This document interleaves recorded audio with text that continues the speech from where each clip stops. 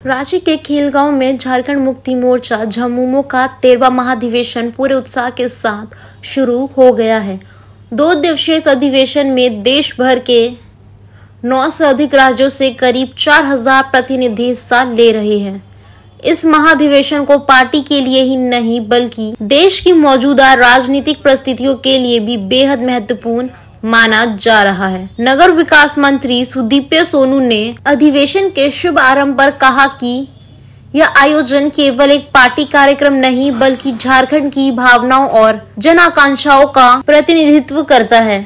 उन्होंने कहा कि पार्टी ने हमेशा अपने संविधान के अनुरूप कार्य किया है और इस अधिवेशन में वर्तमान राजनीतिक परिवेश के अनुसार कई अहम राजनीतिक प्रस्ताव पारित किए जाएंगे। महाधिवेशन को लेकर एक और बड़ी चर्चा कल्पना सोरेन की भूमिका को लेकर है। मुख्यमंत्री सुदीप्य सोनू ने इस पर कहा कि कल्पना सोरेन ने हाल के लोकसभा और विधानसभा चुनाव में अपनी सक्रिय भूमिका और प्रभाव से यह साबित कर दिया है कि वे संगठन के लिए कितना जरूरी हैं। ऐसे में पूरी उम्मीद है कि पार्टी इस अधिवेशन में उन्हें कोई बड़ी जिम्मेदारी सौंप सकती है। अधिवेशन के इस मंच पर झमुमो की नीतियों, रणनीतियों और नेतृत्व को लेकर कई अहम फैसले लिए जाने की संभावना है, जिससे पार्टी की दिशा और दशा तय होगी। ज्यादा बड़ा या संविधान ज्यादा बड़ा?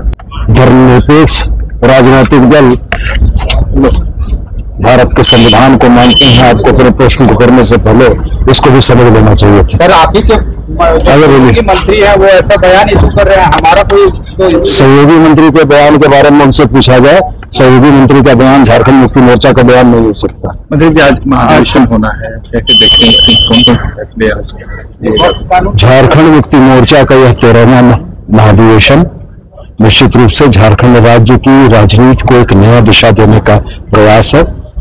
बहुत संघर्षों के उपरांत अपने इतने लंबे राजनीतिक जीवन में झारखंड मुक्ति मोर्चा ने बहुत सारे मुकाम हासिल किए, लेकिन संविधान की पहली प्रस्तावना पंक्ति जब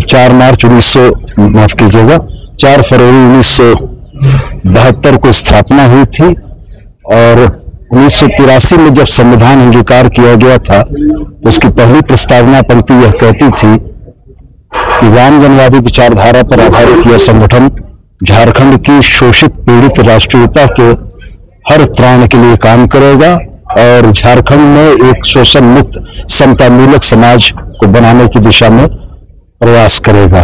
तो हमें लगता है कि कुछ काम हम लोगों ने किया है, कुछ रास्ते हम लोगों ने तय किए हैं और अभी और रास्तों को तय करना बाकी है।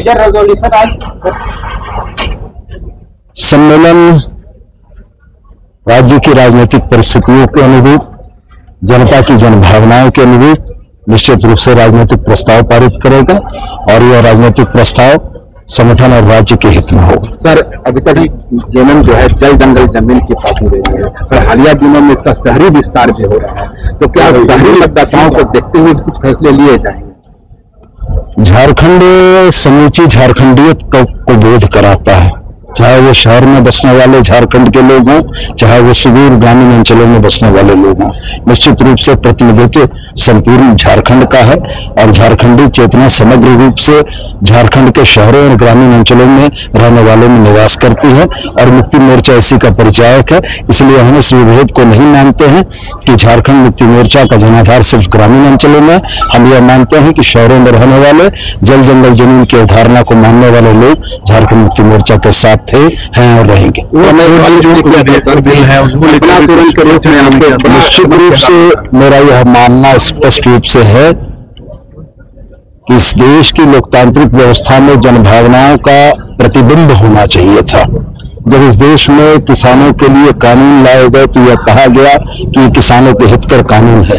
700 से ज्यादा किसानों की शहादत के बाद अगर इस देश की राजनीतिक व्यवस्था ने उनकी कानूनों को, कृषि कानूनों को किसानों के हितकर नहीं माना और वापस लिया, तो मेरा यह मानना है कि आज जिस तरीके से इस देश के एक बड़ी आबादी की जनभावनाओं के विरुद्ध वक्फ कानूनों को लाया गया है, निश्चित रूप से इस देश की संसद को, इस देश की राजनीतिक पार्टियों को जनभावनाओं का सम्मान करना चाहिए। सर, कल्पना सोरेन के रूप में एक बड़ा आपका चेहरा मिला है सर, क्या इसका इस्तेमाल किया जाएगा?